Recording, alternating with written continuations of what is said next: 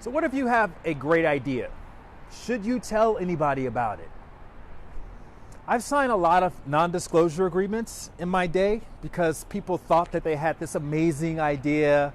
And what I found is that 99% of the time, their idea isn't as amazing or as original as they think it is. But I found that what makes a good idea great is putting it through the stress test.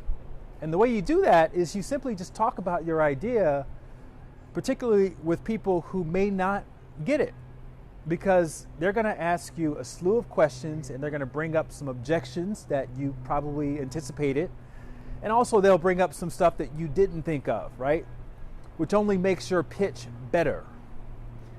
And as you're fleshing out the idea, the more you can include very succinct answers to these kinds of obvious and not so obvious objections, the more prepared you're going to be when you finally do get in front of someone who can actually help you to move your idea along either financially or otherwise.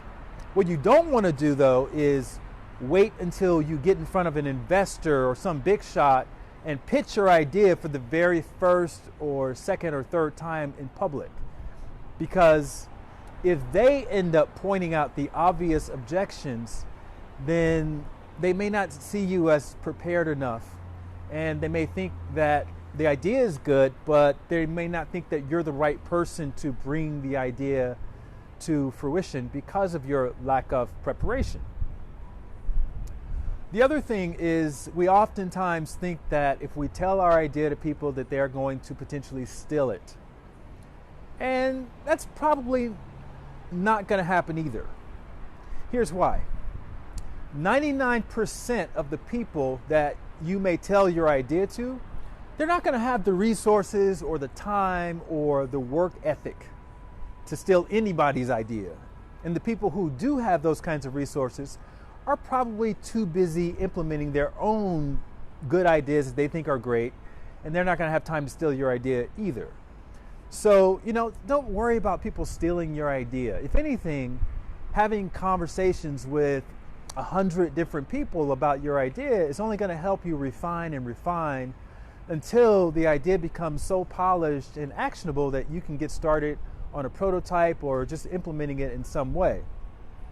Plus, people will describe it in ways that you didn't think to describe it, which also may help your pitch.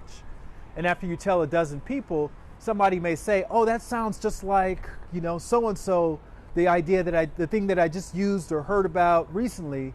And now there's some competition, or at least in their mind, it's very similar to this other thing, even though it's probably not. But at least now you can prepare objections to the notion that it's similar to this other thing. So all that to say, talk about the idea with as many people as possible. The Uber driver, your seatmate on the airplane, your kids, school teacher, the barista. And if people repeatedly say something along the lines of, oh, wow, I wish I had thought of that idea, right? Then it's a good idea. Or if they say something like, you're insane for thinking that could work, then it's a great idea, right? The creators of platforms like Uber and Airbnb, when they first came up with their idea, people told them that they were absolutely off their rocker and that it would never work. So don't be discouraged if people tell you something similar. In fact, see that as a badge of honor. And know that you got them right where you want them. So good luck. I wish you much success. And please like and comment if any of this resonates. Thank you for watching. I add new videos daily, so make sure you click to subscribe so you don't miss out.